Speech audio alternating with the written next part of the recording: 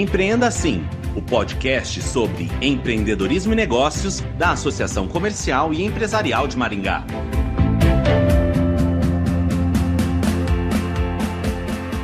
A inadimplência é ruim para o empresário e ruim para a economia, mas para vender, o lojista precisa oferecer formas de pagamento a prazo. A cobrança dos valores é sempre um tema delicado. Existe, no entanto, método para a negociação e cobrança eficientes. É sobre este tema que o podcast Empreenda Assim conversa com o Braz Ismael Vendramini, instrutor da Escola de Negócios da Assim. Obrigada por participar do podcast Empreenda Assim. Foi um prazer estar aqui com vocês.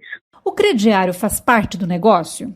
Faz, porque crediário é sempre interessante, vender a prazo é sempre interessante para a empresa, que é uma das formas de você aumentar suas vendas, né? Se fosse o cliente que tivesse condições de pagar tudo à vista, vamos dizer, não existiria crediário, né? Então, faz parte da atividade econômica o crédito, porque o crédito ele alavanca a economia, né?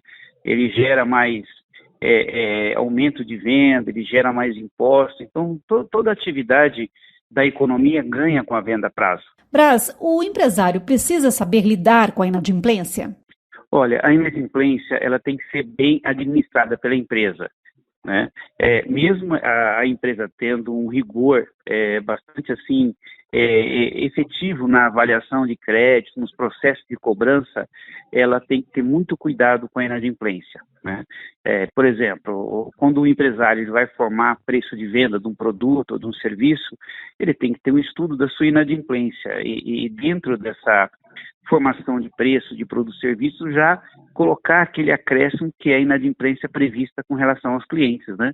Então, cada atividade tem uma variação, tá? A inadimplência, ela não é igual para todos os setores, tá? Nós temos uma inadimplência do comércio, uma inadimplência do setor financeiro, setor bancário, nós temos uma inadimplência da parte de cartão de crédito, então são índices que vão se alterando conforme o segmento. E isso tem que ser muito bem administrado pelas empresas, tá, Luciana? E como se faz esta administração? Existe método para isso? Sim, as empresas hoje têm sistema, acompanha, as empresas que têm um fluxo maior de vendas têm um departamento que cuida dessa área, tem equipe, tem gestores, e aí entra, eu diria que entra aí todo o cuidado, né, toda a atenção da empresa, porque na realidade é o patrimônio da empresa, né, ela já não está mais, está no mercado com o cliente, e tem que ter uma equipe bem preparada para conseguir recuperar esses ativos. Sem essa equipe preparada, mesmo a empresa tendo um sistema, tendo, né, uma boa infraestrutura, mas eu considero que a questão essencial aí são pessoas preparadas. E como se treina o funcionário para a cobrança? Eu diria que é bem a parte da comunicação, né? Como abordar o cliente, como analisar determinada situação, como responder alguns questionamentos, sempre observando a legislação, sempre também olhando o histórico do cliente, quem que é esse cliente para a empresa, por exemplo, verificando aí a condição financeira do cliente, porque nós sabemos que em alguns casos o problema não está, às vezes, na cobrança, está na origem que é a venda, né? Porque eu sempre falo que a cobrança começa na venda. Você vendeu bem, vendeu com critério, vendeu observando o limite, a capacidade de pagamento do cliente. Lá na frente, se tiver algum problema, você consegue recuperar o cliente, consegue uma negociação mais facilitada. Agora, quando o processo de venda não foi adequado, a empresa, vamos pegar um exemplo, a empresa não fez as devidas consultas, devidas confirmações, vendeu acima da capacidade de pagamento do cliente, então isso traz um problema lá na frente que depois a empresa vai ter que administrar. O vendedor precisa ter noção da capacidade de pagamento do cliente?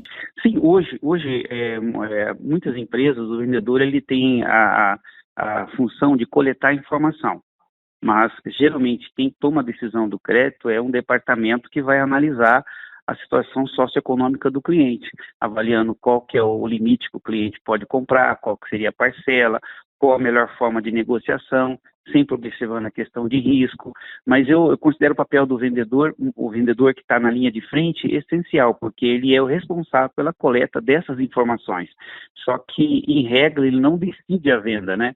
Quem toma essa decisão é o departamento, observando as regras internas de cada empresa. Braz, existem clientes que são mais difíceis?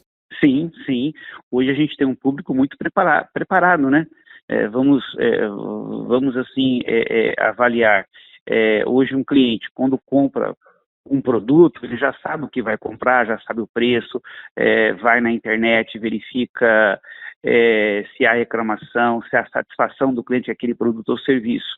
E eu diria que na cobrança está da mesma forma. O cliente hoje ele quer ser tratado com respeito, ele ficou inadimplente naquele momento, mas de repente esse cliente pagou regularmente em dia essa empresa por 5 anos e ele teve aquele problema que seria um problema sazonal naquele momento.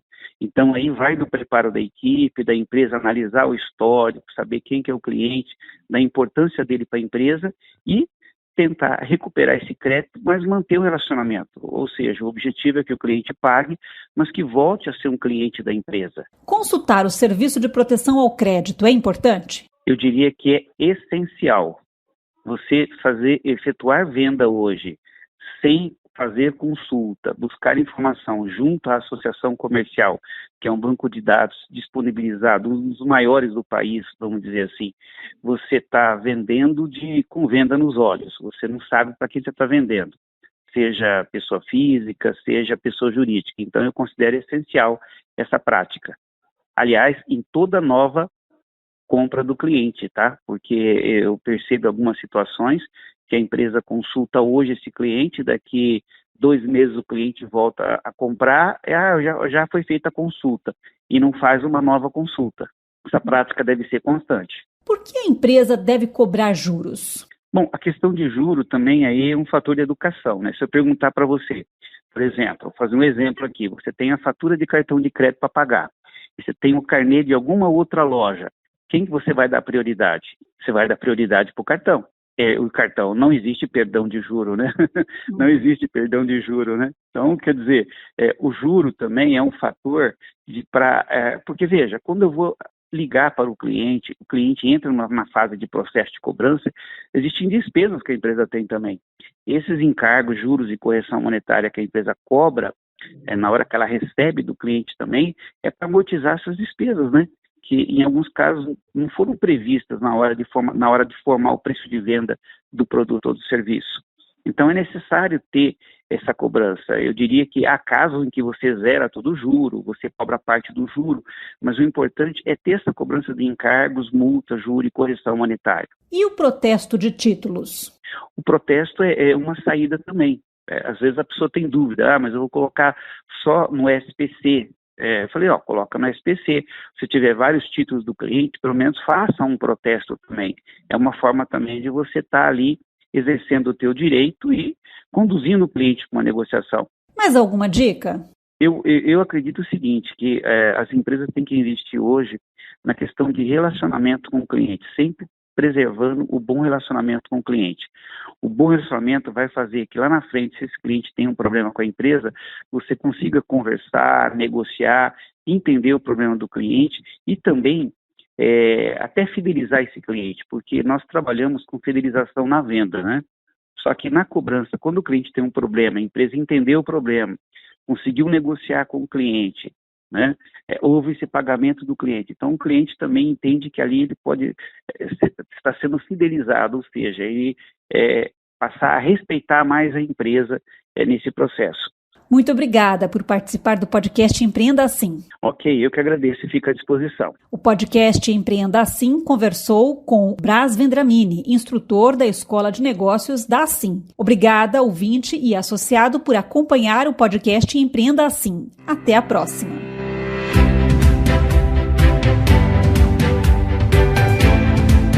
Empreenda Assim, o podcast sobre empreendedorismo e negócios da Associação Comercial e Empresarial de Maringá.